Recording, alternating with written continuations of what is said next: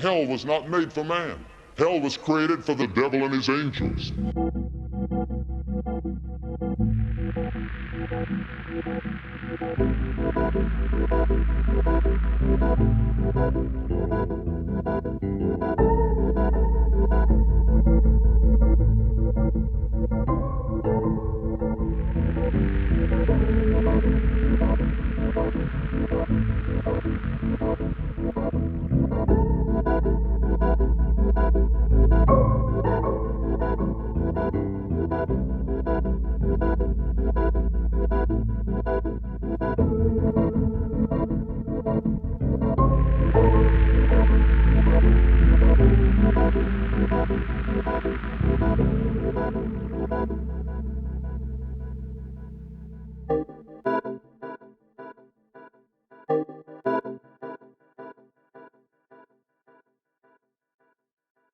If you play scary games, you've probably heard of a little series called Resident Evil.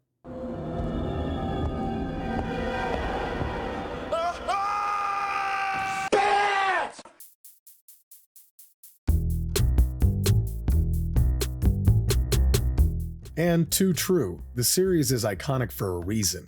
I still have my original PS1 copy from when I was just a little kid.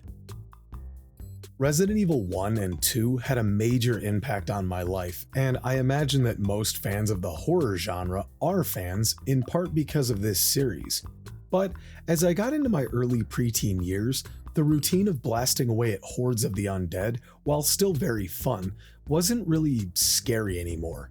In real life, yeah, of course, it would be unimaginable, but in a video game, it just became more about fun action and puzzles instead of dread. Then, on Christmas of '99, I got a new scary game called Silent Hill. It was published by Konami, whom I associated with series like Contra and Metal Gear, so naturally I thought, oh neat, another zombie action game, cool. Oh, how wrong I was. Sure, there were monsters to shoot at, but that wasn't what stuck with me. I was 11 years old, and the concept of psychological horror was completely new to me. I was too young to have watched Twin Peaks, Santa Sangre, or Jacob's Ladder, so my exposure to horror was the usual Freddy, Jason, Michael type stuff. That entire Christmas break, I played and played and played Silent Hill. It was the pursuit of that constant question, why? The game was designed specifically to keep players in the dark, to have everything shrouded in mystery, to play with your head. And I was obsessed. I couldn't get enough of it. I still can't. Why? Why is this town foggy, and then it's dark and rainy, and then it's rusty and covered in fences? Why was a dog's head put through a basketball hoop? Why is there a garage door covered in blood? What's behind that? Why does the elevator suddenly have a fourth floor? Who left these notepads around the town that we use to save the game? Why does the fear of blood tend to create fear for the flesh? Huh? Joseph! In Resident Evil, I knew it was Umbrella Corp, and spoilers, Wesker turns out to be a bad guy, and there's the T-virus, etc. It was a bit of campy fun, but there were answers. Team Silent gives you a spooky, cryptic opening montage with a catchy song and then just dumps you at the mercy of the mystery. That desperate search for a reason consumed my Christmas break in 1999. I needed to understand why. Well, after all these years, I've decided to finally attempt to put together some answers. A comprehensive review of the original Silent Hill.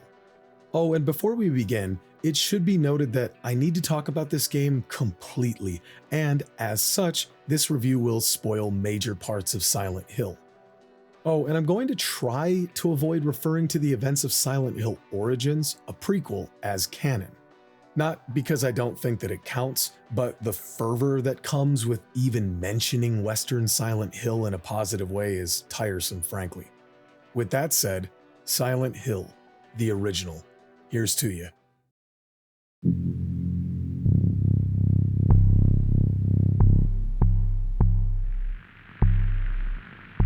The intro montage is truly iconic, and I don't throw that word around lightly.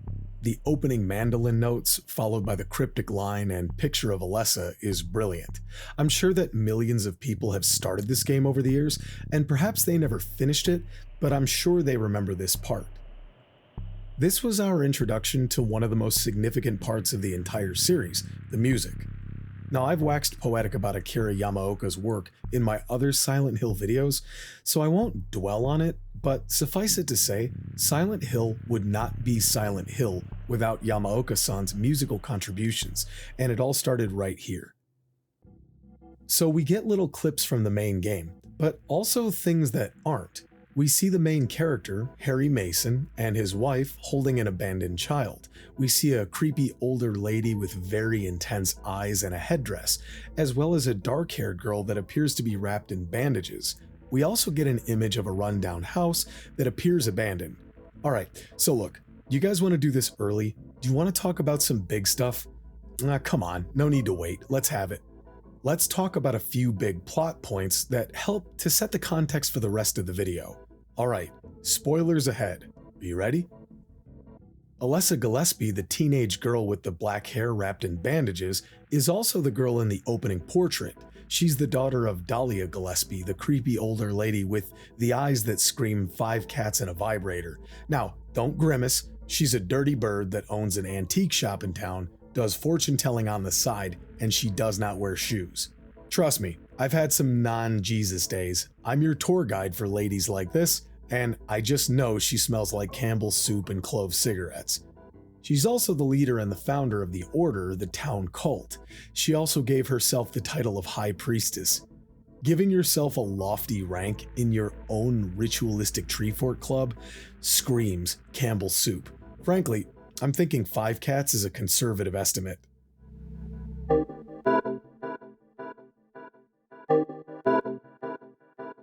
Okay, at this point I have to ask, could you like the video for me? It took me longer than you'd expect to nail down the smell of Crazy Cat Lady.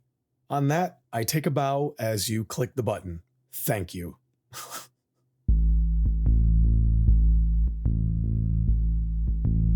The cult's goal is to resurrect what they call God, who will bring paradise, which is essentially hell on earth, the apocalypse.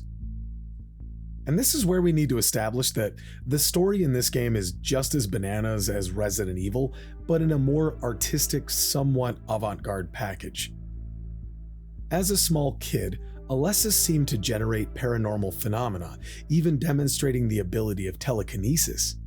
Dahlia, bored of being rejected at Neely's bar no doubt, decides, you know what, my daughter has magical abilities. I should try to use her as a vessel to resurrect God and bring paradise. In order to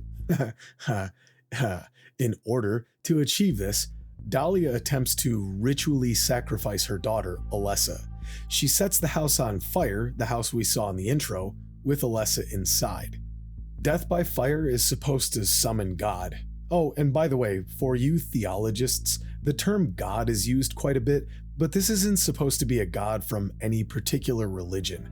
There is religious imagery later in the game, but this isn't meant to represent one above or below the other. And in one instance, religious symbolism and a place of worship is simply used by that ragged hag Dahlia to deceive Harry. Dahlia Gillespie is also the same woman that abused and manipulated little Walter Sullivan to achieve the same goal of paradise by means of another ritual before the events of Silent Hill 4. I detailed this in my review of that game. You should watch it later, it's pretty good. Alright, now this is where things get a bit more esoteric, but I'll try to make it easy, okay? Alessa's spirit was strong, and she resisted the ritual's completion, but Alessa's soul split in two.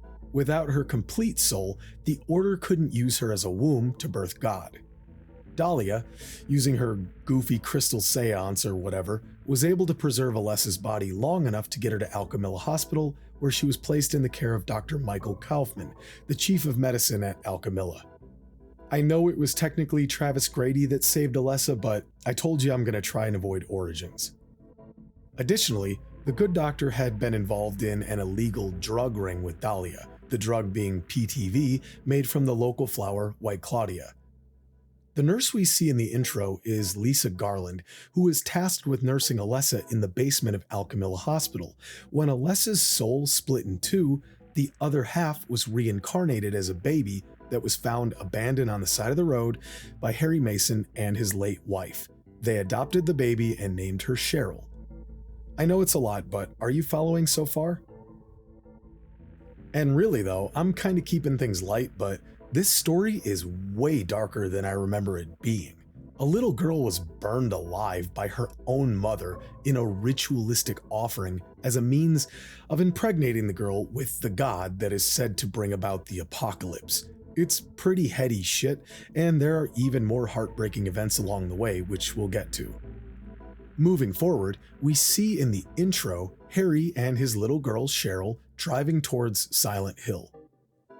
Harry's wife had passed 4 years prior, and Cheryl had requested over and over a vacation in Silent Hill, a wish that Harry eventually granted. So, despite how the series is viewed after Silent Hill 2, especially the Western sequels, you're not playing as a guilty man.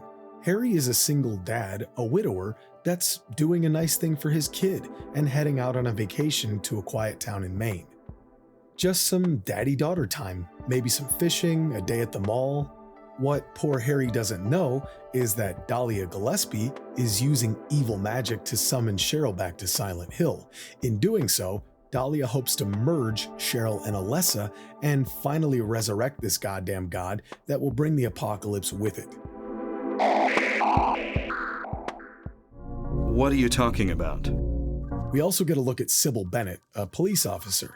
Shortly after, Harry sees Sybil's motorcycle wrecked alongside the road. More soon. Then, while little Cheryl is snoozing in the passenger seat, someone walks into the road, causing Harry to wreck his Jeep. Upon starting the game, Harry wakes up to find that Cheryl is gone from the wreck, and despite his sort of swishy hip stance, Harry is a man's man, and he wastes no time setting off into town to locate his daughter.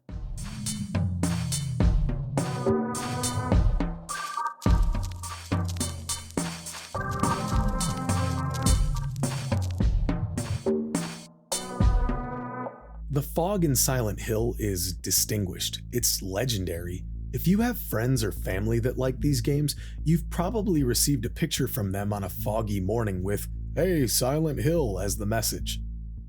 Well, it wasn't initially a design choice. You see, explorable 3D worlds in gaming wasn't really a big thing in 1999. The hardware wasn't all the way there just yet, which is why GTA 3 was such a big deal in 2001 on the PS2.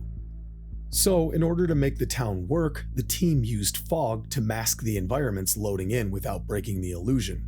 Now, they definitely weren't the first. N64 games like Turok and GoldenEye were pretty notorious for this trick. The difference is, Team Silent took this technique and spun it into legend. I expounded on the worlds of Silent Hill in my Silent Hill 2 and 4 videos, but to put it simply, once Harry is in the fog world, he's under the town's influence. The fog world is a sort of nightmarish alternate version of reality. In the second game, the power of the town is manifesting monsters and environments from the psyche of James Sunderland. In this first game, everything Harry is experiencing is coming from the mind of, from the memories of, Alessa Gillespie. Now, you can see the environments loading in front of you if you look for it, but overall the illusion is held up well, and the snow effect on top of the fog gives the game a spooky, yet indescribably comfortable feel. I've always thought of Silent Hill as the perfect wintertime game, perhaps down to the emotional link to that Christmas break of '99. Oh, and by the way, this is snow. It's not ash. I know, you've seen the movie. So let's talk CGI real quick. It's easy to dismiss this as old and outdated, which it is, but these CGI cutscenes were unbelievable back in the day. They have that creepy, uncanny feel combined with realism. Must be on drugs. Well, at the time they looked pretty realistic. Also, put some respect on Takayoshi Sato, the character designer and the man behind these cutscenes. Because of the peculiar elder worship culture at Konami, Takayoshi, being the youngest guy in the team, was doing a lot of uncredited 3D work, while teaching more senior team member guys how to work with the tools. Sick of this, and understandably so, Takayoshi made a brief CGI scene, skipped his direct boss, and went right to senior leaders in the company. Takayoshi's supervisor still wanted a boss above him to get credit for the work as another supervisor. Takayoshi protested, got into an argument with his boss, and as a result, settled on doing all of the work himself. So, all of the CGI cutscenes were made by this single dude. Takayoshi reportedly slept in the office for 2 years and did these scenes in the off hours by himself. Of course, I wasn't there, so who knows how much of this is fact and how much of it is exaggeration, but it's part of what's so endearing about the original Team Silent Hill games. Just a group of hungry young people putting their heart and soul into making an impact on the world. Like Hideo Kojima, they wanted to be rebellious and carve new paths outside of the stuffy corporate environment of old, and suffice it to say, it paid off. Anyway, sorry for the little aside, I felt compelled. Gordon doesn't need to hear all this. He's a highly trained professional.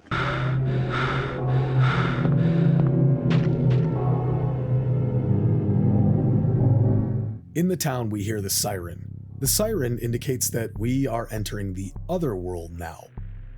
Again, see my Silent Hill 2 review, but in a nutshell, the other world is essentially hell, the world of blood and rust.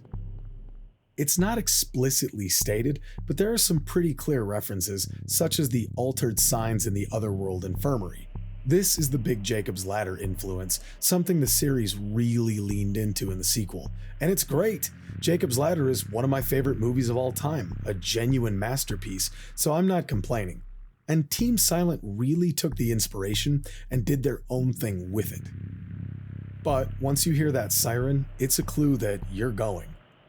The match in the darkness is gorgeous. That per-vertex lighting is so charming nowadays, but the atmosphere and vibe is still unmatched.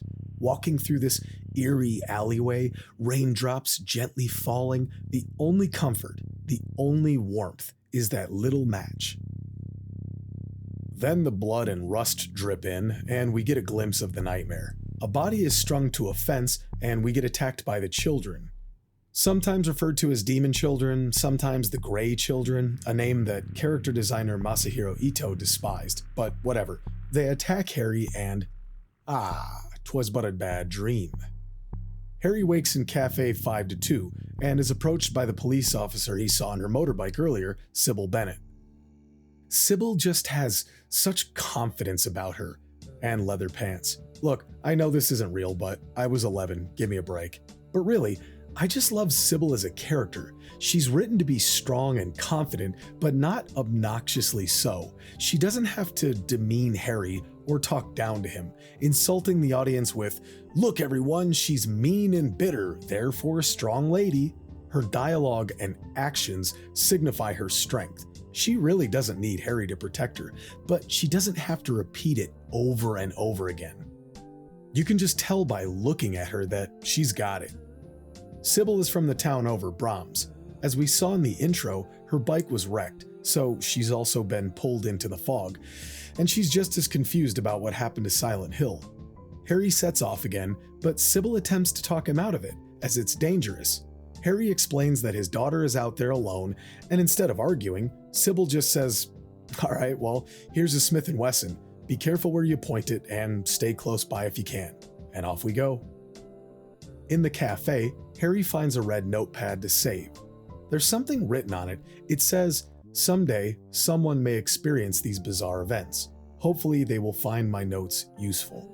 This is such a curious little detail, like when James says that the red squares are like someone groping inside of his skull. Like, who wrote this note? Is this just a meta-commentary for fun? I'd love to see this get expanded on or referenced more in the upcoming remake, but we'll see. I love the design of the town of Silent Hill so dearly. The Cozy Cafe is a great start. Small town Maine type stuff, you know? One of those places where everyone knows everyone's business. I also adore the 3D models for pickups, the itty-bitty Fong reflection on the plastic, the silly video gamey rotating animation. Wonderful. But we can't dawdle for long since an air screamer comes busting through the window when you grab your radio.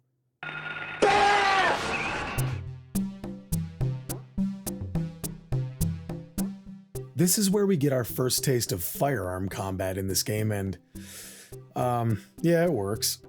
Look, the combat in Silent Hill was never the reason you played these games. It's not all that great, but, and I swear I mean this, I'm not simping for my own nostalgia, I don't mind the combat in Silent Hill. The enemies are mostly dumb and predictable, the auto-aim works 98% of the time, and the little bursts of blood and loud sound effects like the pop of the pistol and wailing of monsters do well to sell the effect. The melee combat is about the same. It's doable, but you should definitely avoid it if you can. The big hammer you get later is genuinely awesome, and I'll discuss some bonus weapons, but the knife is almost useless, and the steel pipe is okay in a pinch. But I will say, it's always funny to put a boot up a screamer's arse. Oh, and fun fact, since this world is a projection of Alessa's inner turmoil, the monsters are said to represent her inner fears and influences. Alessa loves the book The Lost World by Sir Arthur Conan Doyle, hence the pteranodon look of the air screamer, except this creepy bastard has legs that it can walk around on, which is a really cool touch. Oh, and another little detail, when your health is low, the controller will vibrate like a heartbeat, which is a super clever way to understand your health status without the need to have to check your inventory all the time. Anyway, does this mean the action is good in Silent Hill? No, it doesn't. It's not that great, but it works. And with a few exceptions, I never got pissed at it. But yes, this is still a survival horror game, and avoiding a fight where you can is ideal. But needless to say, I'm really looking forward to an update in the remake. Another thing I'm looking forward to in the remake, and badly, is the town itself. I was thrilled out of my mind with the Silent Hill 2 remake, but there's something about old Silent Hill that just has that small town charm. You know, if you need your car worked on, you go see Jim down the road. If you need your couch reupholstered, go talk to Carol uptown. Old Silent Hill is loaded with all sorts of cool little shops to look at. Icaron's Drugstore, Poston Market, Queen Burger, Lighting Co., Roger's Pastry Shop that kinda looks like a castle or an Old English pub, Cut-Right Chainsaws, the coffee shop, the convenience store, and of course, Shoe Repair and Hat Renovator's Luggage Repair. Oh no, that's the actual name. And this is all just old Silent Hill. Central Silent Hill is an entirely separate district. In the interest of attempting brevity, I need to keep it moving, but one more thing about the town that I love are the cheeky references. Finding red rum scrawled on a shop door is like finding Jack Torrance in blood. Here's Johnny. It's a great nod, but then you'll see a newspaper article next to it that says Bill Skins 5th, a nice little Silence of the Lambs Easter egg. Then there's a Jim Beam poster on a wall. Not like a clever play on words, just, hey, it's Jim Beam. I wonder if Suntory ever noticed, especially as they're a Japanese company. Not that I really care, but... Oh, and hey, there's Harrison Ford as Indiana Jones. Again, not a guy that looks like him, just, yep, that's Indy. I love when games have little references to literature and films. It's just charming, you know? Oh, and speaking of literary allusions, if you look at the maps in Old Town and Central, you'll notice the street names are authors whose work clearly inspired the series. Block Street for Robert Bloch, author of Psycho, Bradbury Street for Ray Bradbury, author of Fahrenheit 451, Wilson Street for Colin Wilson, author of The Occult, and of course Bachman Street in reference to Richard Bachman, Stephen King's pseudonym. Given the Shining reference, this tracks. Also, the name of the school, Midwich Elementary, is a reference to the Midwich Cuckoos, the John Wyndham novel that became the basis for The Village of the Damned, which of course is a massive inspiration for Silent Hill. Themes of evil forces corrupting children, suffering and abuse, religious fanaticism, and so forth. These are all such wonderful and clever ways to pay tribute to the people and the work they created that gave way to the Silent Hill series.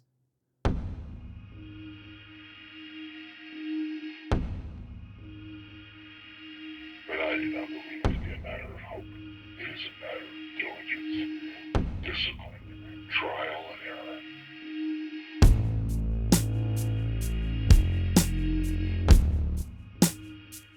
The basic survival horror gameplay has been the standard for 30 years now. Each area can be thought of like a dungeon. Some are bigger, more wide open, some are smaller and more concentrated. I know that some people dislike the formula of finding pieces of a greater puzzle and then putting them together, but the old scavenger hunt is a blueprint that is tried and true, and I personally never get tired of it. And again, with Silent Hill, I enjoy the questions that are raised. Who lived in this house on Levin Street? Why did they have a door with 3 locks tied to specific keys? Were they tasked with this by the cult? Were they simply manic? Or is this just one of Alessa's creations based on her reading The Wizard of Oz? And why, oh why, is there a hidden katana in this house? I just can't get enough of the mystery, even if it is just technically a fetch quest. And along the way, even darker imagery. The environmental storytelling in Silent Hill has always been A+, and it started with the first game. Why is this dog's head under this basketball hoop? Obviously the backboard has some red on it, so there are some dark implications here. You see, Alessa dislikes and fears dogs, which is why the Groaners, the dog enemy, appear to attack you throughout the game. So is this Alessa projecting some evil thoughts of her own? Who's to say? Again, the alluring enigma of this world. Once you acquire the keys of the Woodman, the Scarecrow, and the Lion, you open the door in the house on Levin Street, and wouldn't you know it, using the keys for Eclipse leads into darkness. Ah, clever. Like the match in the alley, I love the dynamic flashlight. The gorgeous per-vertex lighting fills in dark space. It's just so appealing to my eyes and ratchets up the tension as you imagine the dread that goes beyond the scope of your torch.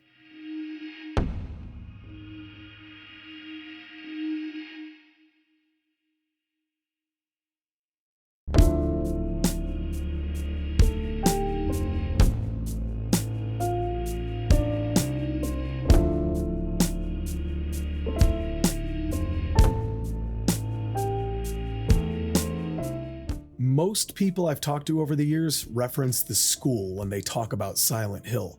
Oh, I used to watch my brother play that game. I remember the creepy school. I've heard that many times, and rightly so. This is just such a perfect setting for a horror game, set in a warped reality. We all recognize this place, or a version of it, but it's different, sinister. Another cool feature in the series is the slight bit of stealth. It's not Metal Gear, but enemies are less likely to attack you if your light is off, a trope that carried throughout the series, more or less. To be honest with you, I rarely ever use this, but it is a viable option. So, Midwich Elementary School is the next dungeon, and as such we need to start piecing together the clues. The puzzle that I always remembered after all these years was the piano. I remember being stuck on this for hours, and I was freaked out with excitement when I finally cracked the code. You gotta remember, this was before video walkthroughs and checking guides on your phone. I just remember the music rooms specifically, as I spent a huge portion of my childhood in rooms just like this, playing my heart out without any hearing protection. After you dissolve the hand statue, the piano fallboard opens up, and the clue is scrawled on blood on the big piece of sheet music. You can play some notes. B works, B flat makes a click, G sharp works, but not G. You really need to think carefully about the clues given to you. As it turns out, it's not about the notes you play, but the color of the keys and how they relate to the birds in the written clue. The trick is to avoid playing those notes, hence the piece of music being called Birds Without a Voice. It's one of those puzzles where the solution hits you suddenly like lightning, and it all seems so glaringly obvious after the fact. But it is a little obtuse, and I can definitely understand someone just looking up the solution after a bit of trial and error. Again, I figured it out as a kid because I had no other choice. Back to incredible environmental storytelling. The painting in the lounge shows a door and 2 bodies wrapped and chained to the wall. I like how Harry mentions that this is in bad taste.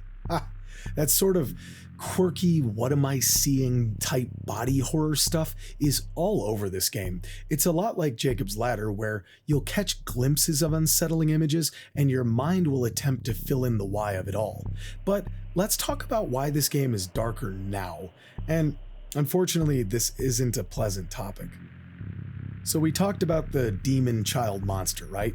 Essentially, they're meant to represent the cruel, mean-spirited children that Alessa dealt with in school as a little child. Because of her abilities, the kids would torment her relentlessly, calling her witch and such names. The demon children, the gray children, whatever, look horribly disfigured and they carry knives. There are also other clues about Alessa's experience as a child at Midwich. The larval stalker, the transparent ghost-like creature that waddles and squeaks like a penguin, is meant to represent Alessa's loneliness. It gets picked up as static on Harry's radio, so we can infer that it's evil, but no, it kind of just simply wanders and then falls over before disappearing. You can also hear Alessa sobbing in the boys' bathroom. It's all so sad. Alessa had a hard life, and that's before the ritual sacrifice via fire by her own psycho mother and being impregnated by a malicious deity, but this isn't the darkness that I'm referring to. Alright, look, I'm gonna mention this once and then move on, okay? I remember as a little kid thinking that these creatures and this setting were really creepy and memorable, but this was 1999, and the idea of unloading a magazine inside of a school was unfathomable. The tragedy at Columbine High School happened 2 months after Silent Hill was released.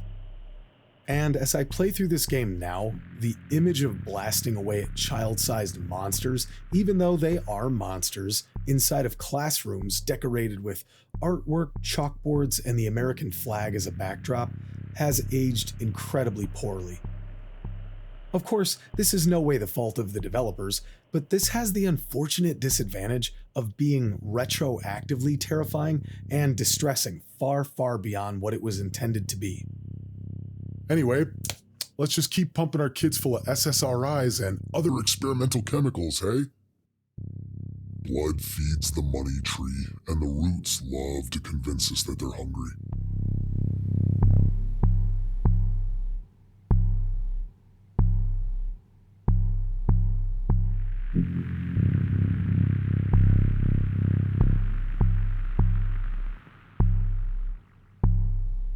The initial transition to the otherworld is subtle and excellent.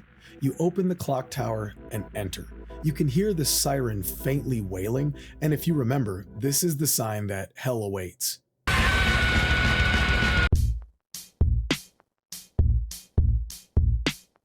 I love the ominous keep out sign above the exit, along with bottles littered everywhere.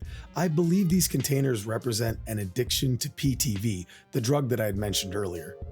We'll talk more about that in a little bit, especially in regards to a certain nurse, but when we come out, we see a mysterious symbol carved onto the floor. Okay, so prepare for a fairly heavy lore dump, but I'll do my best to keep things simple. This is not the halo of the sun, the now iconic logo associated with Silent Hill as a series. There was a sort of prototype in Toluca Prison and Silent Hill 2, but the halo of the sun wasn't really what it is now until Silent Hill 3. This is the seal of Metatron, so essentially, Metatron can be understood simply as an archangel in Kabbalah, Kabbalah being the form of mysticism in Judaism that attempts to understand the true nature of God. Metatron is often referred to as the highest-ranking angel and is the defender of the Tree of Life, as well as the spokesperson for God. It's all pretty dense, and I won't delve into a massive theological rant here. We'll keep our eyes on the game. Basically, this seal is one of 5 that Alessa is attempting to place down around town. If she completes the seal, the town of Silent Hill will be destroyed, and the god being incubated inside of her will never have the chance to rise. Alessa is basically attempting to erase herself and the horrors of the town via this seal. Later in the game, when you first meet Dahlia Gillespie, she's in a traditional church. She's only in this church to portray herself as some sort of holy lady, i.e. trustworthy to Harry. You should have picked up on the lack of footwear, but I digress. She discusses the Flauros and refers to it as a cage of peace that can break through the walls of darkness and counter the underworld. In Alchemilla Hospital sometime later, we encounter Dahlia again, where she reiterates that the town is being consumed by darkness. She mentions the crest seen around town and tells Harry that it's the mark of Samael and that Harry must not let it be completed. Samael is basically the opposite of Metatron. In Kabbalah, Samael is the executioner, an angel of death. He embodies the fury and wrath of God. Because Harry is frantically searching for his daughter, something Dahlia is keenly aware of, she's able to play into his desperation and manipulate him into being her pawn. Dahlia convinces Harry that he cannot let the seal of Samael, which we know in truth is the seal of Metatron, to be completed. She gets Harry to believe that Alessa is the villain, and if he destroys her with the Flauros, he can save his daughter, Cheryl. So, to reiterate, Alessa is attempting to stop the apocalypse, which the cult refers to as paradise, by erasing herself and the town of Silent Hill from the world via the seal of Metatron. Dahlia Gillespie is attempting to resurrect the evil, so she uses Harry Mason as a pawn in her game to stop Alessa. Stopping Alessa will allow the birth of the incubus, also referred to as God, the bringer of paradise, from Alessa's body. And during all of this, Dahlia is still not wearing any shoes. I really don't get what's going on.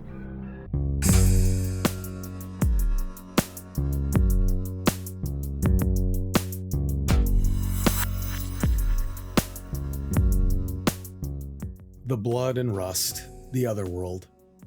You know, it's amazing how much iconic imagery Team Silent was able to establish over the course of 4 games in a short 5-year period. Truly impressive. Again, for all the talk about mysticism and the like, the Otherworld is basically hell, as I mentioned earlier. Hanging cages over infinite chasms, gore, fenced floors, rotting skin-like walls, and what was a painting is now real. The ominous door only accepts a paper-thin key. We also hear from quote-unquote Cheryl on this phone in this teacher's room, furthering Harry's resolve, but testing his mental health, no doubt, as the Otherworld tends to do. I've always been bothered but fascinated by these industrial-sized fans in the main entrance, the body between them, bloody slats out in front. The storage room is just as bizarre. The gurneys with the prominent restraints and child-sized dolls hanging on the fence. It could be interpreted as an allusion to abuse, but that's a reach on my part. Either way, it's strange and unnerving. And you know something? If we put aside all of the speculation and symbolism, these games just look cool. Half the fun for me and many other fans is the symbolism and interpretations, but I simply just love the spooky props and set pieces, regardless. The environments feel like a sweater made out of thorns that becomes progressively tighter the further you go.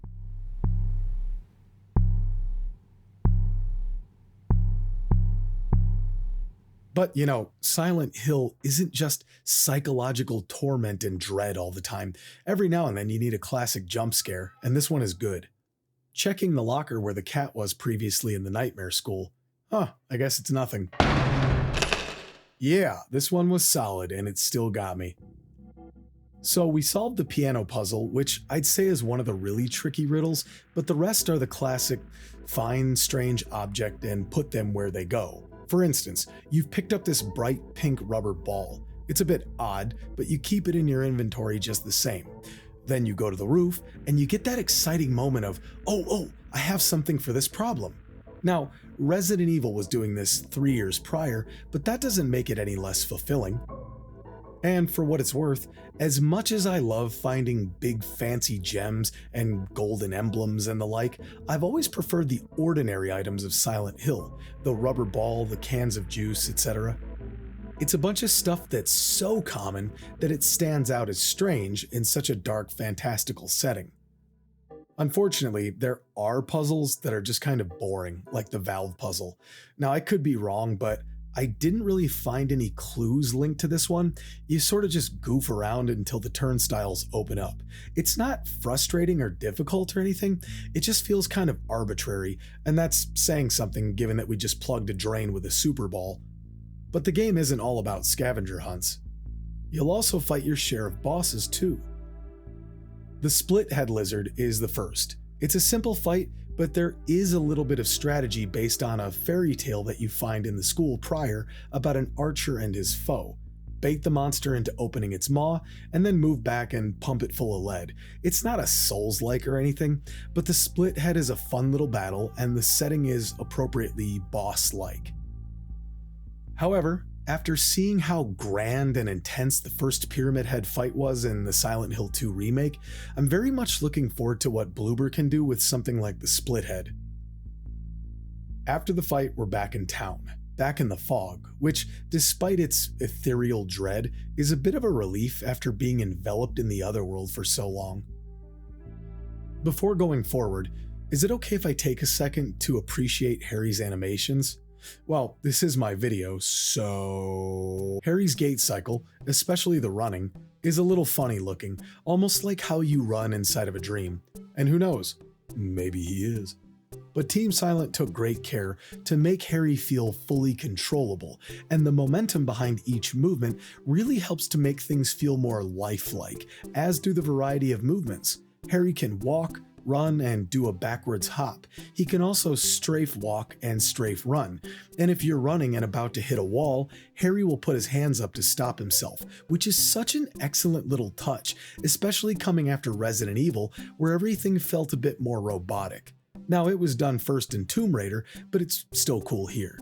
The only issue is, you have to restart the cycle if you want to perform certain maneuvers, so I can't be running and then hit R1 to smoothly transition to a right strafe. I have to stop and engage the commands from there to start a new cycle. Harry is a bit sluggish, especially that we're hitting a maximum of 30 frames per second, but I'm not trying to speed run or anything, so it was never a big issue, and a lot of love and care went into Harry Mason's animations.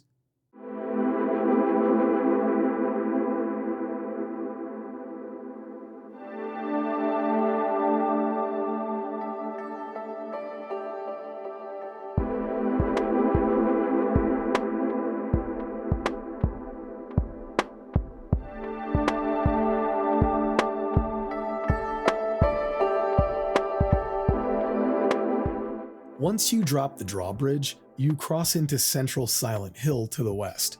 There are even more street name references, Sagan Street, Crichton Street, etc. This is where you encounter the Romper monster. Now, according to Lost Memories, which is official literature, the Romper represents Alessa's fear of adults. Yeah, well, that's great, but to be honest, it's kind of annoying to get pounced on sometimes when you're just trying to get around. Oh well. Exploring the police station offers a big lore drop, a bit of lore that would get referenced in Silent Hill 2 and would have a very specific inclusion in the Silent Hill 2 remake.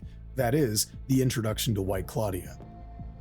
Now, this is cool because at this point, you've simply been instructed to go to the hospital. The stop at the police station was purely out of my own curiosity, a little something special as a reward for exploring. White Claudia is a perennial herb that grows near the town, specifically by water. It's long been used as a sort of catalyst to jumpstart the spiritual communication between the cult and the power of the town.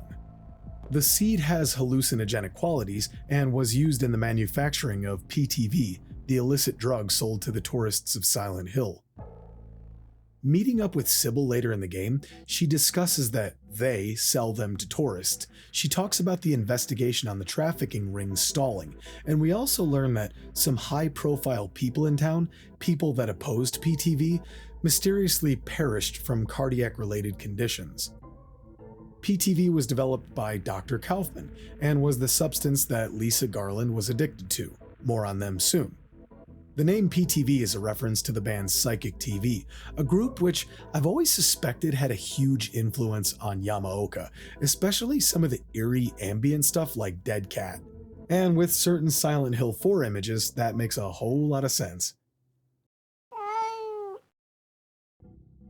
In the police station, we find reports on the blackboard questioning if PTV is manufactured here and if the dealer is the manufacturer. So it's also interesting to note that White Claudia sneaks its way into the sequel Silent Hill 2 as well. It's been theorized that the white chrism, the white liquid that James needs for the rebirth ending, is in fact White Claudia. The white liquid that Maria retrieves in Blue Creek Apartments for Ernest Baldwin in Born from a Wish may also be White Claudia, though it's never referred to as such. Oh, and speaking of Maria, in Brookhaven Hospital, do you remember all of Maria's pill bottles? You remember the room with the muffled breathing, those pill bottles? Well, they were in the remake, of course, and thanks to clever use of a reverse blur technique on the label texture, Reddit user Shibatora, I hope I'm pronouncing that correctly, was able to show that these pill bottles were from Mary Sunderland, James' deceased wife. Now, it's obvious that this room was a reference to Mary, of course, but the fact that James was manifesting this in his other world is an amazing detail. And if you look closely, the name of the drug reads White. This, of course, is very likely a reference to White Claudia, which may also explain why Maria acts loopy and silly and chalks up her behavior to a hangover. Whew, it's also dense. Additionally, in the Silent Hill 2 remake, there's a brand new ending included by Bloober Team that involves a very direct use of White Claudia, and it's one of the best video game endings I've ever seen, especially for longtime fans. Seriously, it's incredible. However, I don't want to spoil that here. We'll talk about it some other day. There is one more pertinent use of White Claudia in this game, but we'll talk about that in just a little bit. In regards to discovering the police station, the idea that you could enter certain buildings in a 3D town was a big deal at the time. I don't know about any of you, but a big part of my time with this game was searching the town to see what else you could find, you know? Can you enter any other shops, like... It's one of the few things I thought that Silent Hill 2 kind of fell behind on, and another thing about the Silent Hill 2 remake that I really appreciated. Bloober added in a ton of interiors to explore, like the flower shop and Big J's. It's great. And not to repeat myself so often, but again, I can just imagine what the team can do in the Silent Hill 1 remake. I'd love to see an expanded Green Lion Antique, for instance. Hell, I'd even settle for the bums down the road at Old Town Antiques. Either way, I'm sure their manager actually owns a pair of shoes.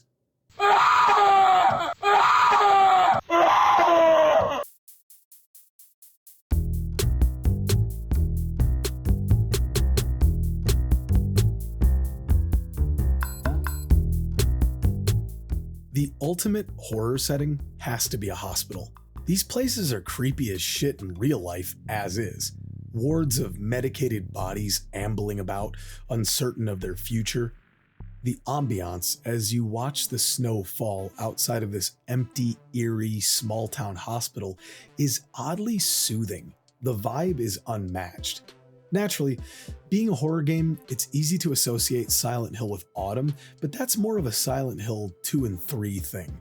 Despite not technically being set in winter, like I said earlier, the snowfall makes Silent Hill 1 an excellent winter game.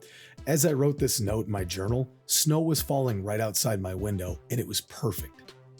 Oh, and by the way, okay, this is the last word I'm going to say about this and then I'll move on. Just to reiterate, this is snow in the game. It's not ash. Ash was something from the Dumb movie. It's not like a big deal or whatever, but I just see it all the time when someone confidently says that because they watched the movie like they know better.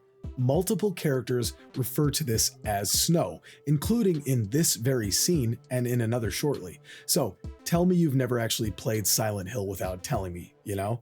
Onwards. In the beginning, we meet Dr. Kaufman. He just downed a monster with his big fuck-off revolver, and he seems pretty mellow about it, as if he's not too surprised. Well, until, whoa, easy there, Tex. calm down. I'm not sure how he missed at that range, but at least their hearing is probably okay. Kaufman mentions how peculiar it is to have snow, not ash, this time of year, and how strange things are afoot. Yeah, thanks, Doctor. So this is one of those awkward cutscenes where it's very clear that both actors recorded their lines alone, and then the dialogue got spliced together. I'm all for the surreal, dreamlike stuff, but this is just kind of rough. Interestingly, the voice of Michael Kaufman is that of Jerry and Monroe, the voice of James Seth Lynch from Kane and Lynch. And it's snowing out this time of year. Something's gone seriously wrong. Sidebar, Kane and Lynch deserve a third game. Kane and Lynch Dead Men was butt. Kane and Lynch 2 Dog Days is a raw masterpiece. It's a hardcore album in video game form. I will die on that hill. Kane and Lynch 3, Geritol and Werther's, come on. Oh, I'm sorry. I'm rambling. I'll shut up. The Alchemilla Otherworld is really where things deteriorate. As Harry passes through doors, they start to lock behind him. The music is a creeping, drilling cascade. Then we see the puppet nurses, and I need to make you understand why they're so effective. Everyone knows the bubblehead nurses from Silent Hill 2, despite having zero connection to Harry Mason or whatever they were doing in the movie. They brought back those nurses because, herder, I recognize this, so movie good. And the bubbleheads are great. Symbolically, there's a lot going on there. I talked about every bit of that in my Silent Hill 2 review, but the female nurses and male doctors from the first game are horrifying. They have a parasite growing out of their backs, and the parasite controls them, hence the name Puppet. The ugly, grim part of this is that the staff in Alchemilla are aware that they're under control, and there's nothing they can do. Alessa's parasite symbolizes the control that she's been under by her mom, and by extension the cult, her entire life. And I would imagine that Alessa is punishing the staff as she sees them complicit in her suffering, and a few of them were. Another interesting bit of lore is that the parasite is susceptible to PTV, the drug derived from White Claudia. But there's another super important substance called aglaophytus, which we see here in the director's office from a shattered vial. Harry can soak this up and use it against a boss later in the game that becomes infected with this very parasite, as aglaophytus is also derived from White Claudia. The aglaophytus will defeat the boss by extracting and destroying the parasitic organism instead of the human host. Additionally, there's another nurse on staff that, thanks to her addiction to PTV, has perhaps been warding off the parasite inside of her as well. Anyway, as I say, I love the nurses from Silent Hill 2. They're iconic and amazing, but the staff in Alchemilla have always freaked me out more. They're a little bit more human, but with, problems. They also have a pretty gruesome dying animation. They'll writhe in agony, kicking and fighting until they're done. It's pretty grisly.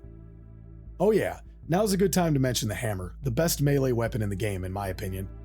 I seriously love beating the brakes off the baddies with this thing. It does big damage and it's got such a sense of heft and it feels proper brutal. Good times, definitely use it. There's another tricky puzzle that was satisfying to figure out. So you rummage through the hospital, collecting these colored plates in various ways. They're all fun to find, and they represent characters from Alice in Wonderland.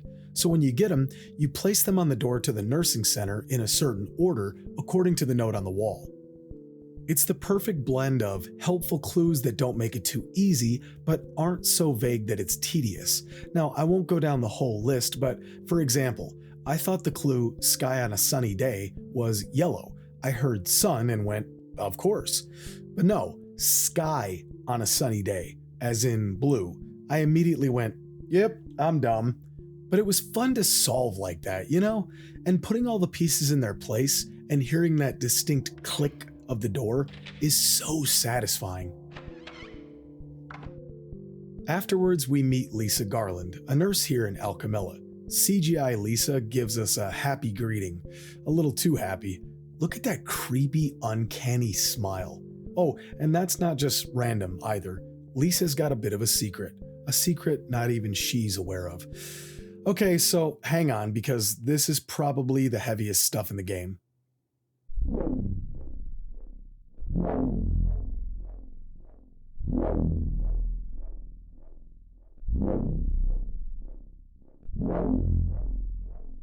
I told you earlier about Lisa being addicted to PTV, but that's not her little secret. Alright, so I've spoiled quite a bit of Silent Hill, but this is a big one, okay? So if you really don't want a major character's arc ruined, skip past this chapter. In this scene, Lisa tells Harry that the staff has been instructed to never enter the basement. This is where Alessa Gillespie is being held and maintained, while Dahlia attempts to reunite her with Cheryl, Alessa's other half.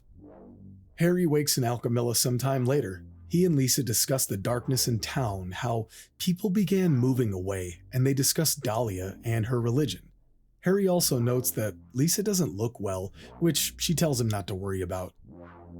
Later, before heading for the lake, Harry proposes that Lisa come with him, work together. Lisa replies that she feels like she's not supposed to leave this place, that she's scared and cold. When Harry wakes up in nowhere, and I'll describe nowhere soon, Lisa is here, and when the camera pans to her, she looks crazed and her eye twitches. This eye twitching is such a subtle clue about what's happening to her. So she tells Harry that she went to the basement of the hospital, despite orders not to, and that she found creepy rooms that gave her a weird feeling of deja vu. So what is happening? Why can't Lisa leave the hospital? Why is she in the fog world, the other world, and nowhere? What's her connection to the basement? Why is her eye twitching? Lisa, what's the matter with you? I get it now. Why I'm still alive even though everyone else is dead. I'm not the only one who's still walking around. Well, as it turns out, Lisa isn't really Lisa anymore. She's been dead this whole time, like her colleagues, and is infected with the parasite, a puppet to Alessa. Upon realizing the truth, Lisa starts to stumble and wilt, bleeding profusely. Harry, understandably terrified, escapes the room and locks the door behind him, leaving Lisa to her fate. I recall the first time I saw this cutscene back when, and it blew my mind. As soon as you realize what's happening, and Lisa literally starts to fall apart, I remember being shocked. You gotta remember, video games in 1999 weren't really well known for characters with complex backstories that met such unsettling tragic fates. Before you comment, yes, I know, Final Fantasy VI and VII, Ocarina of Time, and Metal Gear Solid, I'm just saying in general, this was still pretty bold and shocking after, Hope this is not Chris's blood.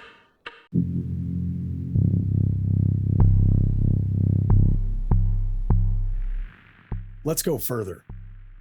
Before all this, Lisa Garland was indeed a real person, well, in the game, and was a nurse that treated Alessa in the basement of Alchemilla Hospital following Dahlia's ritual by fire.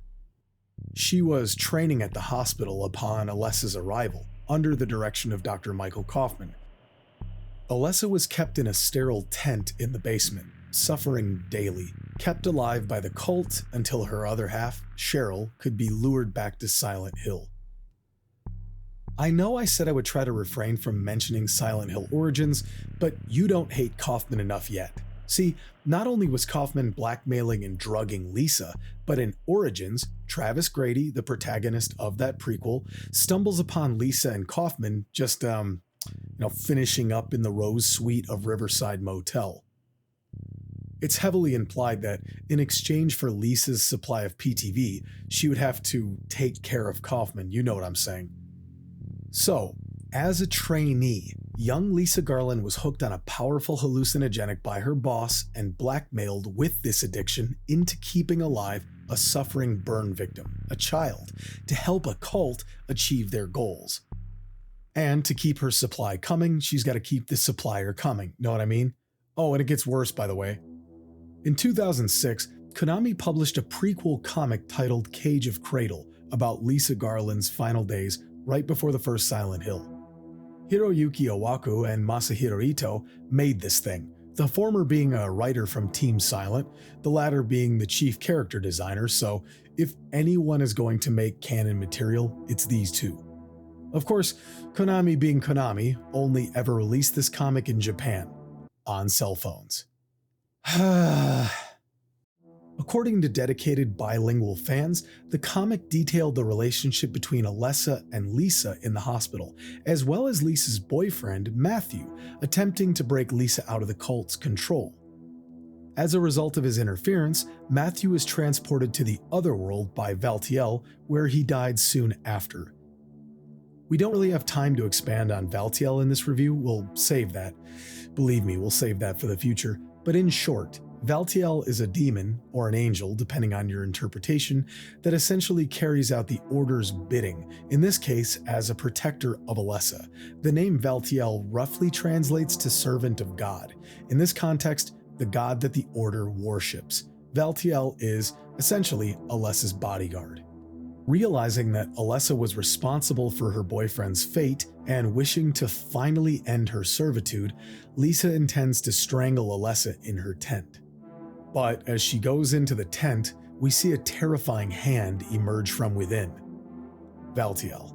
He handles Lisa the same way as her boyfriend Matthew, and now her spirit is trapped in the other world forever. And as we find out in Silent Hill 3, I mean forever. So, Alessa is projecting Lisa during Harry's journey. In a way, Alessa is using Lisa's spirit as a sort of guide for Harry, an aid to help in his battle against Dahlia. Sadly, and terrifyingly, in her final moments, she realizes that she is in fact an otherworld projection, and is now becoming a monster trapped in Alchemilla. And according to Masahiro Ito, he says that Lisa is almost a spirit, which is even more heartbreaking. She's dead, but she can't pass through to the afterlife. She's just stuck in this hellish purgatory thanks to Alessa Gillespie. This is also a lot like Maria in Silent Hill 2. Nobody knows who the real, original Maria may have been, but when she realizes her fate at the end of Born from a Wish, the excellent additional chapter of Silent Hill 2, the effect is similar to Lisa's ending. This doppelganger realizes who or what she is now and what her purpose is.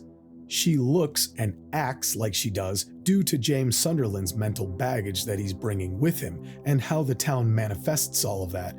But this was someone with a relatively regular life before her fate as a tour guide for this dude's own personal hell, essentially. It does seem awfully harsh for Alessa to punish Lisa Garland so extremely, especially as she was basically forced into all of this, but I guess Alessa took that whole strangulation thing pretty seriously, so. You also might be wondering why it took Lisa longer than her colleagues to change. That's where the PTV comes back in. Remember how I had mentioned Aglaophatus and how it's constructed with White Claudia? White Claudia, as you know, is also the basis of PTV, the drug that Lisa had been addicted to.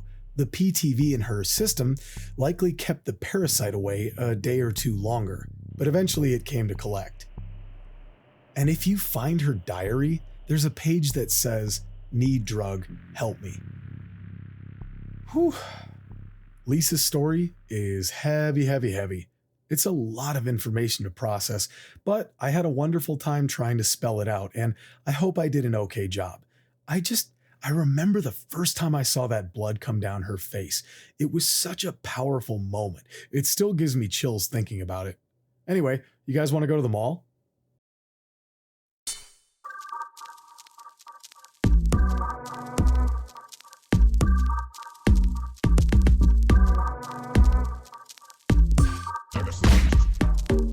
Back at Green Lion Antique, Dahlia's shop, we reunite with Sybil.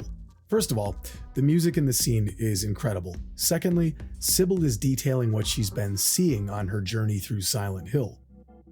Phones and radios are out, cars not running, roads out of town are blocked, and the sighting of a girl that appeared to be walking on thin air, likely Alessa. Then they discuss the stalled investigation into PTV distribution, but we've talked about that. The best part of this chat is when Harry refers to the other world by name and then describes how dark it is, how he can hear the sirens. He talks about how he's there, but not really. I don't know, I just thought it was cool to hear of the other world so candidly. In a hidden area of the shop, Harry finds a small altar for the Order, in which a bit of powder remains in the chalice. By now, you probably know what that is. The altar catches fire, Sybil comes running to check on us, but by then, Harry is already back in the other world. So, just a quick thought. How awesome would it be to have an alternate campaign for Sybil, kind of like Born from a Wish? I would love to play a 2-hour side story chapter where we see what Sybil does in parallel to Harry, eventually culminating in Lakeside Amusement. If the remake could possibly include something like this, I would be ecstatic. It's pretty unlikely, especially because they can't even do Born from a Wish remake, but hey, a fella can dream. There's also another very important line of dialogue. After talking with Lisa, Harry wakes up on a fenced floor. Rightly confused, he wonders how much of what he's going through is real. He straight up questions if he passed out after his car accident and is lying unconscious in a hospital bed somewhere, which, by the way, is a reasonable assumption at this point. I like how the writers put that theory out in the open. Like, hey, we're not saying it's all in his head, but what if? We'll talk about the endings later, but I just thought it was a nice touch. Oh, and interestingly, he's audibly speaking to himself. You can hear his voice. That is, right up until he questions if he's really here or not. I'm not sure if that was done on purpose or if they wrote that line after the actor had finished, but it does make me think why. So, our last lead has us heading towards the lake, but we need to pass through the town mall to get there.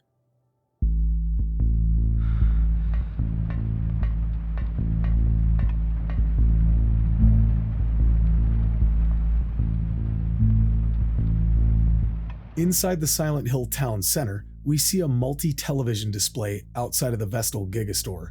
As Henry walks away, the televisions light up, and you can see the mark of Metatron boot on screen, and if you freeze frame, you'll see a brief image of Alessa right in the middle, as if she's trying to reach out to Harry. We also see Cheryl crying out for help. Alright, so there are two things about this scene that I'm going to dissect. This is for hardcore fans. It's going to get elaborate. I'll try not to be too baroque. Firstly, the red circular sign next to the TVs. It says Vestal. So this logo is an obvious takeoff of the Virgin Venture Capital Company logo, but it also seems to have a clever double meaning with regards to Alessa, being that the cult is using her as a womb to incubate the new lord. Alessa harbors the incubus via Immaculate Conception, free from the original sin, so to speak, Vestal. It's also a depressing reminder that this poor baby girl is being used as a tool, an instrument in this cult's plan. Fucking religion, man, I'm telling you. Anyway, it's a fantastic bit of symbolism, especially as it's set quite prominently next to the images of Cheryl. Next, what are these strange symbols that show up on the TVs afterwards? Well, these are the symbols of the Olympian spirits or Olympic spirits. Alright, honestly, I'm no expert on ceremonial or ritual magic, but I did stay at a Holiday Inn. But when I researched for this script, I really kind of went down the rabbit hole. Well, there was a hole here, it's gone now. But it really is fascinating reading up on the various grimoire for over 100+ years that explain these concepts. If you're curious, the Book of Ceremonial Magic by Arthur Edward Waite, originally known as the Book of Ceremonial Black Magic, is a quality read.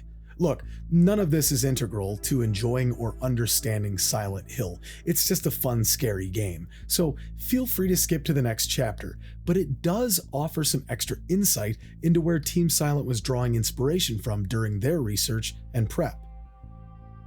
The Book of Black Magic was initially published in the late 1800s and gathered information from the history, up to that point, of magic, possession, and rituals, whether composite or transcendental. It's so interesting to read about theurgical ceremonies, the Keys of Solomon, as well as the Isagoge, and the missing, likely unwritten tomes of the Arbital of Magic. Now, I didn't read the entire book. It's a little dense for a subject that I only have a passing interest in, but I definitely read the section on the Olympic spirits, which, if you're curious, is in Part 1, Chapter 2, The Rituals of Transcendental Magic. On page 28, we're introduced to the ritual of the Olympic spirits. Per the text, there are 196 Olympic provinces within the entire universe, split up amongst the spirits. Eritron, Bethor, Phalig, Ak, Hagath, Ophiel, and Full. Imagine being an Olympic spirit with a name almost as plain as Phil. Furthermore, the spirits rule alternately for 490 years, so even Olympic spirits have term limits, you know what I mean? I wonder if they also conveniently make a fortune in the stock market? So it would take an entire video to break down each and every Olympic spirit and their roles in the universe, but the symbols on these televisions are straight from the literature.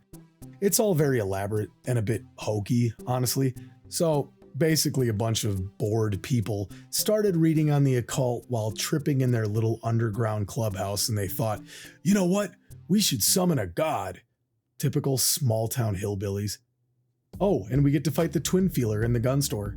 It's this big, ugly, larval monstrosity.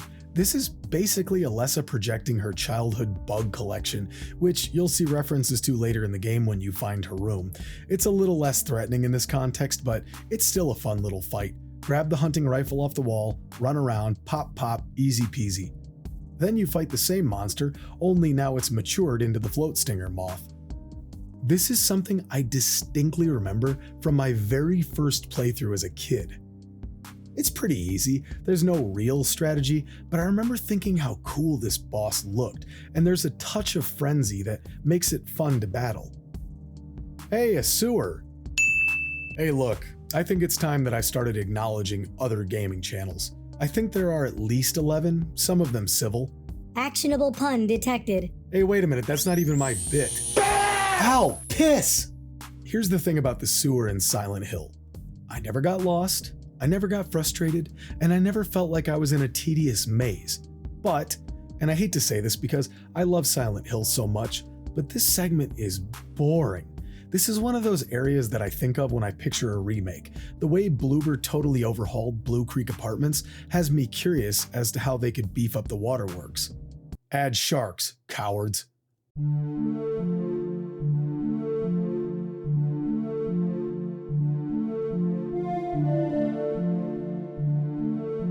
The resort area is another part of the game that I dream of in a remake. I can't wait to see how they reinterpret this spot, especially the side quest.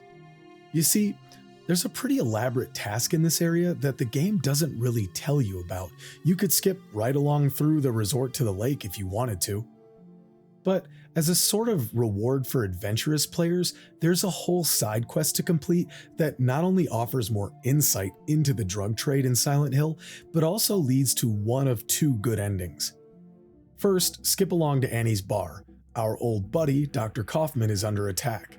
After saving him, you can find his key and a receipt with the words Indian Runner written on it.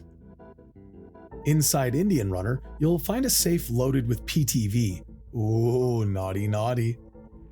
There's a bit more information via ledger on the trafficking ring. Oh, and by the way, Kaufman in German roughly translates to merchant, the distributor, as it were. So use his key to get into room 3, push the dresser over, and use the magnet that you can find in the front office of the motel to fish for the key under the floorboards. In the garage, we use this key to open a gas tank on a motorcycle, which contains a little vial. Kaufman shows up and flips out on Harry, demanding his vial back. Remember when we discussed Aglophidus, the stuff we absorbed with the plastic bottle in the hospital, the shattered vial in the director's office, right?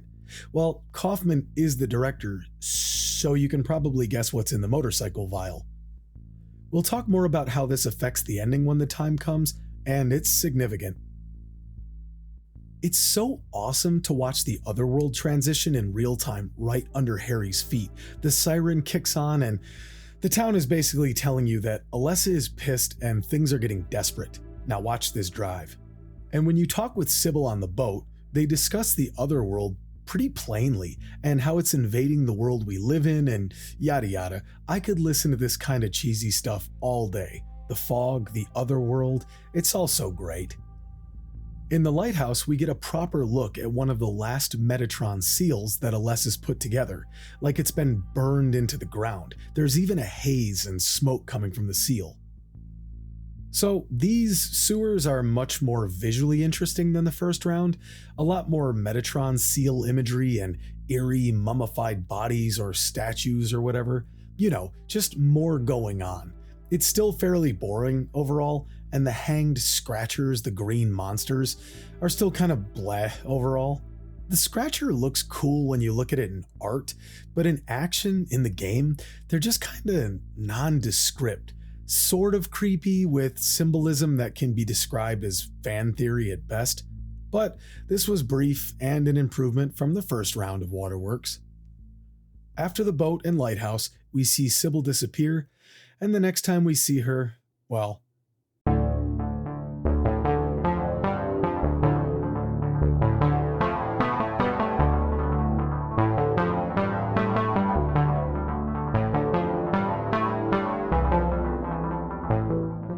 Lakeside Amusement Park is another excellent area. Again, it's a familiar place or a version therein that you've been to or seen before, but obviously it's warped and ugly and very clearly under Alessa's spell. But outside of the interesting visuals, the important part of Lakeside Amusement is the boss fight against Sybil. So, long story short, Sybil has been infected with the parasite that took hold of Lisa and her colleagues. It's why if you bring a Glophodus in the plastic bottle, you can save Sybil and nuke the parasite instead. But, you know, I didn't do that on this playthrough, so her bullets will destroy you, like easily too. The trick is to try to bait her into firing all of her ammo and then do your thing. She can attack you up close, but it's easy enough to keep distance. And the merry-go-round is such a dope setting for this fight. The creepy carnival music and the machinery operating real slowly as if it too were possessed. It's another one of those prominent memories I have from playing the game originally back when. Defeating Sybil feels so hollow since the character is awesome and it's not her fault. So, like, you win but not really, right? So, saving Kaufman and finding his vial in the motorcycle tank guarantees you'll get one of the good endings, but to get the absolute best ending, known as Good Plus, you also have to save Sybil with the Aglophidus in this fight. Now we're late in the game. You've been trapped in this misery for a long time. I've pointed out the allusions to hell itself with the Otherworld, but you haven't seen the depths just yet. But first, we get a crucial cutscene. At last, Harry comes face to face with Alessa herself. Well, you know, minus the crispy fried flesh and all. But at this point, he's still convinced that Alessa is the bad guy, so to speak, and demands that she return his daughter immediately. Now, you know, because we've talked about it, that her work isn't done yet with the seal of Metatron, but Harry has no clue. Alessa basically force pushes him aside and creates a barrier, making her look like even more of a villain. Flauros starts to light up in Harry's pocket, and sure enough, it hovers and strikes down Alessa. Yay, right? Well, no, because here comes Dahlia Gillespie, dogs out as usual, to confront Alessa. She does her big villainous monologue and says, you know, I've got you now, and we need to work to get to finishing up birthing the god that will bring upon the apocalypse, you know, that old gag. Dahlia absconds with her daughter, and with all the might of her fear and pain, Alessa sends Harry to the darkest place she could dream up.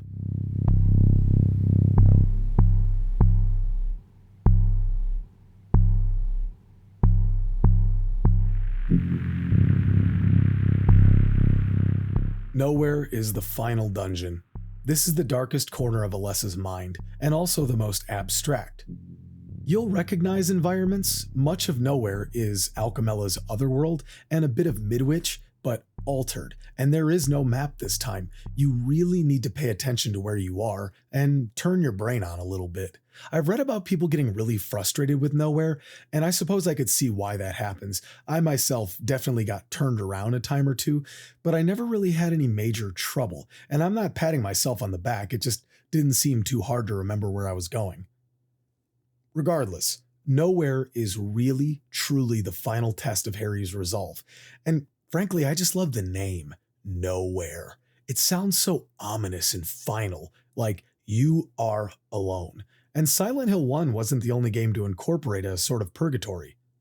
Do you remember when James descends down that long, long stairwell in the Silent Hill Historical Society as the foghorn of the little Baroness beckons him, as he transfers to Toluca Prison underground and proceeds to then jump further and further down the holes therein? This can be seen as James's Nowhere. Heather has 1 and 3 as well, but I'm getting there. Patience. We get this really cool, unique camera angle as Harry approaches this elevator lined up across this baleful catwalk. He notes that he's being summoned and that the answers to what's really going on may lie below. The soundtrack in Nowhere is, as Max Payne would say, laden with foreboding. Hits of a detuned piano at the lowest rung, interrupted only by the sounds of doors and the occasional ring of the radio, followed by brief combat against the nurses. Remember how we discussed the 7 Olympic spirits? Well, throughout Nowhere, we see doors bearing the symbol and name of several of those spirits, like Phalig and Haggith. They don't really add up to anything in particular, they're just locked doors that you need special keys for, a classic trope. But I love spooky, cryptic stuff in horror games, and the mystery of why these things exist in Nowhere is fun to speculate on. If I had to guess, it's probably just cool stuff that the team put in to add a bit of ethos to their game. It could have something to do with Alessa reading about or hearing of those spirits during her early childhood, but that's a bit of a reach. Sometimes a cigar is just a cigar. However, despite this extensive review that you're watching right now, I don't always need everything explained at a granular level. Thematically, I just love the general vibe of Nowhere. The Olympic doors, the mysterious religious items, the dagger of Melchior, crest of Mercury, the amulet of Solomon.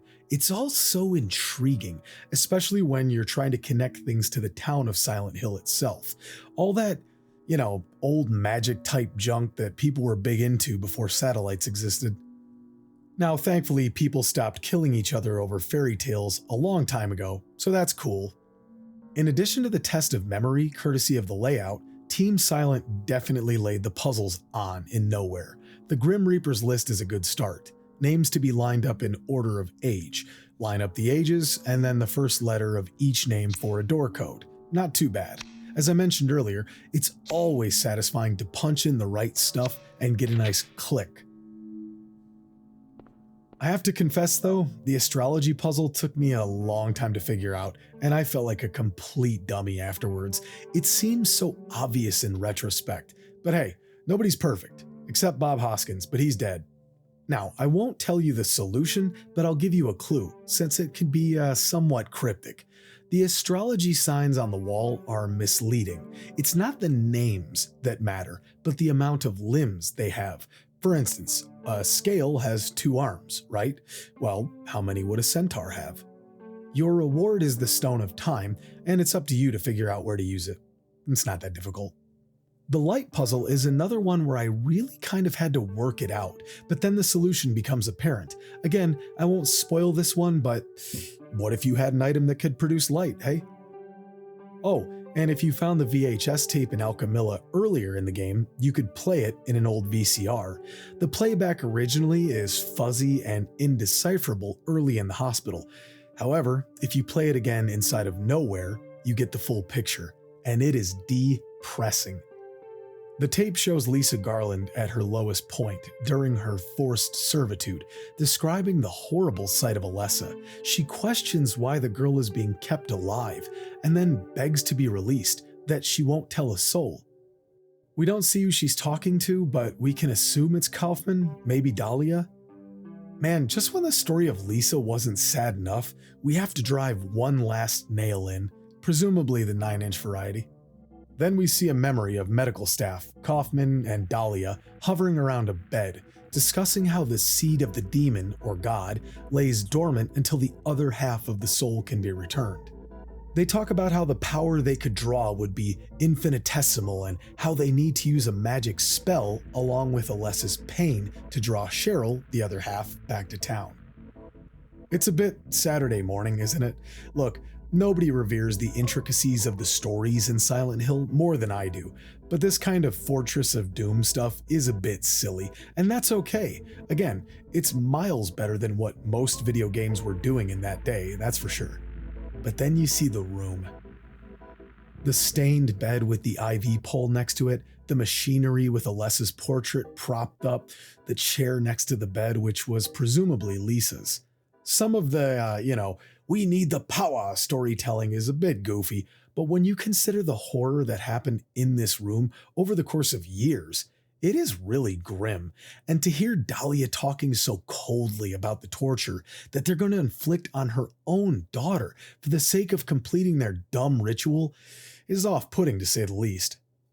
Once you've collected all the appropriate puzzle pieces, including the golden ankh in an extremely creepy attic, you take them to Alessa's room in the old Gillespie house. On the wall you'll see bits of entomology that I'd mentioned earlier, the moths and the butterflies and whatnot, her hobby. You'll see her outfit, and on the floor, a few sketchbooks. And if you pause, you'll see what looks like the split-head boss in purple, and a big green monster with little Alessa on another one. Try as I may, I couldn't really find anything related to what this drawing is supposed to represent. It's tempting to say Valtiel, but he wasn't really a thing until Silent Hill 3, so who knows. However, you have to remember, the first 4 Silent Hill games were made in a 5-year period, which, by the way, is incredible, so it could be safe to assume that the seeds of an idea, such as Valtiel, some kind of protector, was in the works for Alessa in this early stage, but again, I'm definitely reaching. However, there is a sketch that I can't explain. That is the black winged creature on the bottom left there. It's safe to say that this is the incubus, the demon, or god, that the Order is trying to birth from Alessa. That said, perhaps it's time to wrap this up. I've been working on this video for several months at this point. I almost feel a tad sad to say goodbye, but we gotta get darker one more time.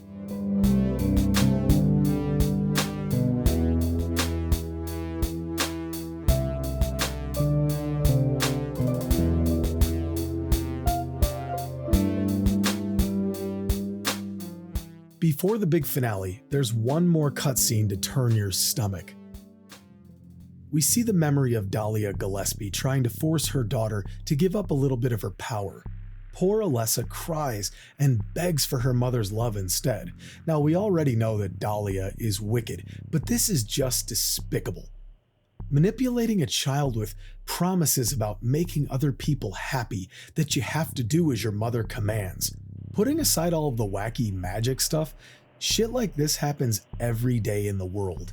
Kids being manipulated into whatever by the adults that they trust the most. And with Dahlia using that fake sweet baby talk tone, I just want to stomp her guts in. And does this dingy broad ever change her goofy ass clothes? I digress. It's a dark and terrifying premise when you realize that true horror isn't some big scary creature with wings. It's the evil that lies within people. This is where we see Dahlia realize her master plan. Ignorant to the pleas of her baby, the light bulb goes off in her head that, I can use this child as a vessel to birth the Order's god. Just as a reminder, this is right before she attempts to sacrifice her daughter via fire. This whole scene is just vile, and it really drives the point home that Dahlia is a monster, and that Alessa has a good reason for going a bit psycho. Oh, and this is the same Dahlia that did what she did to Walter Sullivan, like I mentioned earlier. Man, is there a more despicable villain in gaming history? I mean, Jesus, dude. Down the stairs we go, and it's time to end the story once and for all. Harry confronts Dahlia and asks where his daughter is. Notice the very, very creepy figure in the wheelchair that looks a lot like the painting in Midwich Elementary, the one that Harry remarks as tasteless. Now, I'd have already had my pistol out, but Harry, it seems, is a better man than I. Dahlia tells Harry that he's been seeing his daughter quite frequently, and points to Alessa. Dahlia explains that Alessa has been kept alive for the past 7 years, awake in an endless nightmare, and that he has been feeding on that very nightmare, waiting to be born. And today's the day. Paradise. A great ball of light gives way to a lady in a glowing white dress.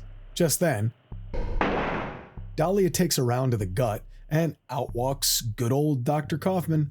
You remember how you saved him earlier? Remember the vial in the motorcycle? Well, Kaufman has a trick up his sleeve. Bet you can't see this. A Glophitus! Oh, the Aglophitus. Remember this stuff?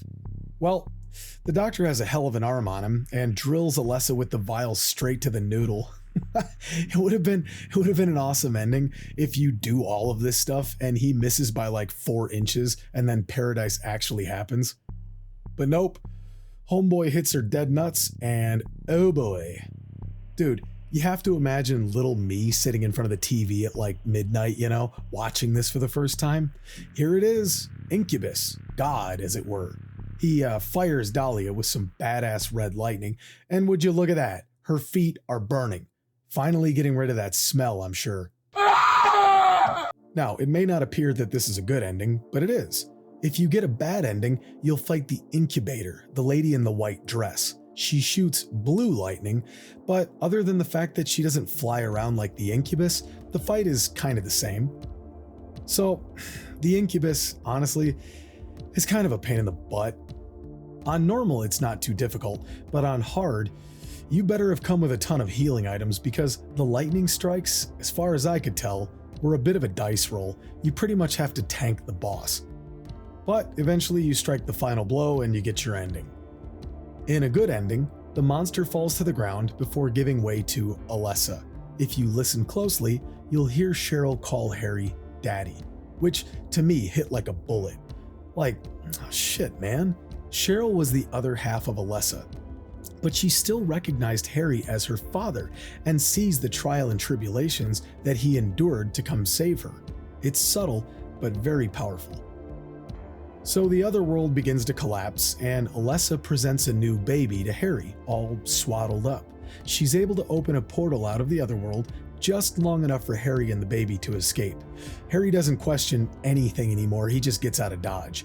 Oh, and one more happy part of this ending. We see Kaufman get up, probably thinking, hey, cool, I get to skate. Only he's visited by an old friend. Lisa grabs Kaufman and drags him into the other world to suffer with her and the rest of the spirits for eternity. It couldn't have happened to a nicer guy. We get one last look at Alessa slowly passing away on top of the seal of Metatron, presumably having completed her ritual, burying all of this nightmare for good. Well, that is until the game was a smash hit and made a ton of money. Things change. Harry runs back through the fog and has to potty train this kid again.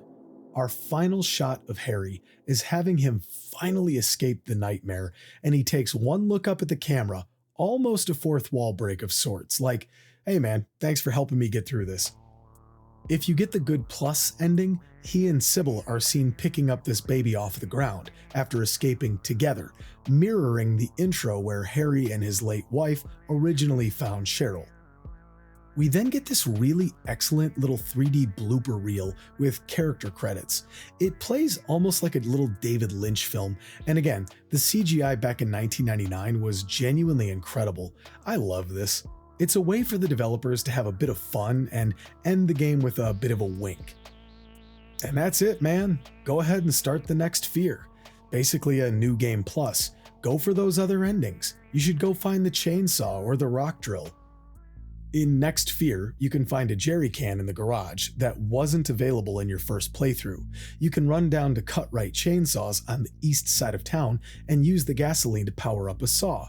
It looks cool, but Unfortunately, it has all the power of an electric kitchen knife, so I'd say run that gasoline over to the bridge and pick up the rock drill instead. The rock drill is similarly weak, but the idle animation keeps enemies at bay while hurting them. The monsters are kind of dumb, so you can just stand here getting easy eliminations without wasting ammo, which is more pertinent when playing on hard. Either way, both special weapons here are neat, but they kind of suck, unfortunately. The exotic weapons are much more exotic. We'll talk about the Hyper Blaster in a bit, but there's also a katana in a previously locked room in the Levin Street house, the doghouse residence. You have to complete the game twice, with either good and good plus, or bad and bad plus, to unlock this Japanese-themed room and sword. Cool. Oh, and make sure to grab that Aglophidus in the director's office. Or don't. Speedrun this thing, go for the bad endings, or find the channeling stone and use it to summon a UFO. No, really.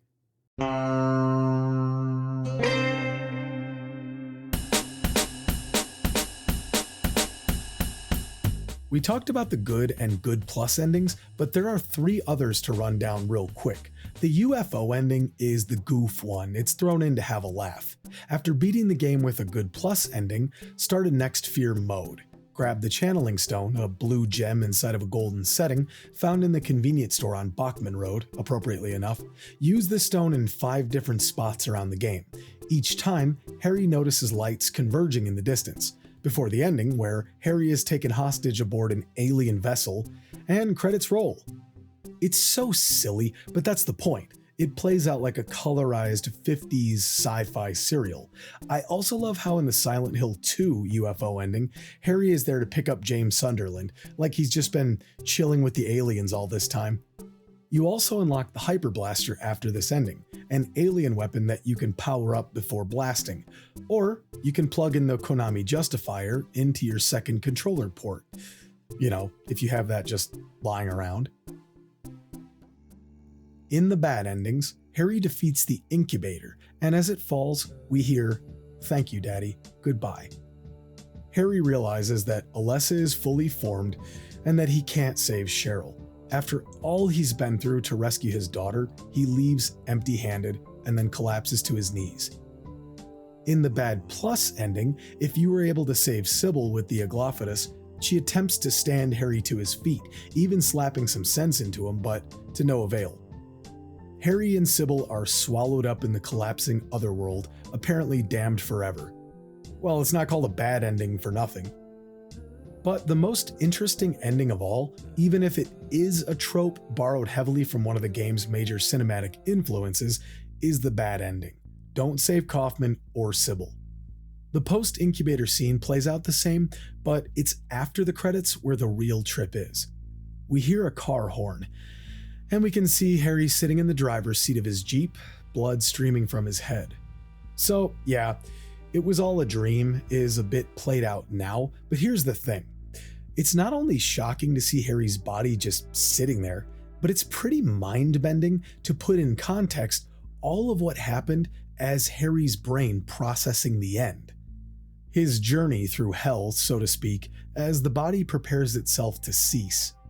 And I found something on this.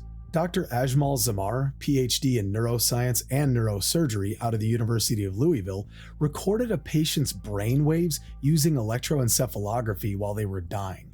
They had been using the EEG to track the patient's seizures when the person unfortunately had a sudden heart attack and passed away.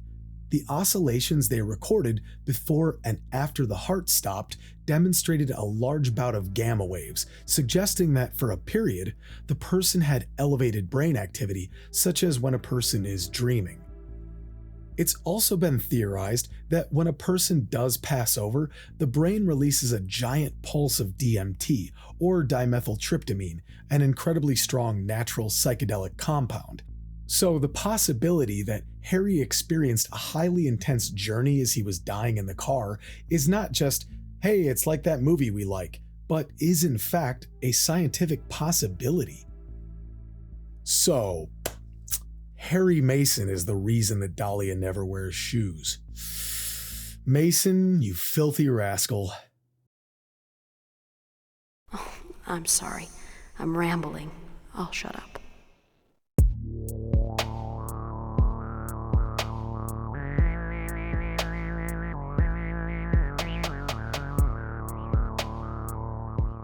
What must it feel like to be a part of a team that started a massively successful survival horror franchise right from the beginning?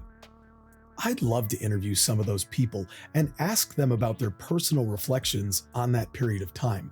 Not about symbolism, not about Pyramid Head and the legs, but what was that 5-year period like from 1999 to 2004 when you created 4 games that people to this day, people like me, still theorize on and simply love playing?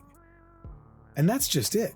I had a great time going back and just playing through Silent Hill. The last time I finished this must have been, 2007 maybe?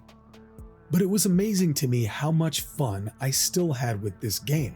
It's incredible just how well Team Silent nailed this first entry, and even though Part 2 is the one that seems to get the most attention, Silent Hill 1 is just as good or debatably even better than the sequel, depending on your preferences. Now, I love Silent Hill 2 dearly, and the remake is a genuine masterpiece. I'll fight any of you about that. But I just love the pure feeling of 1.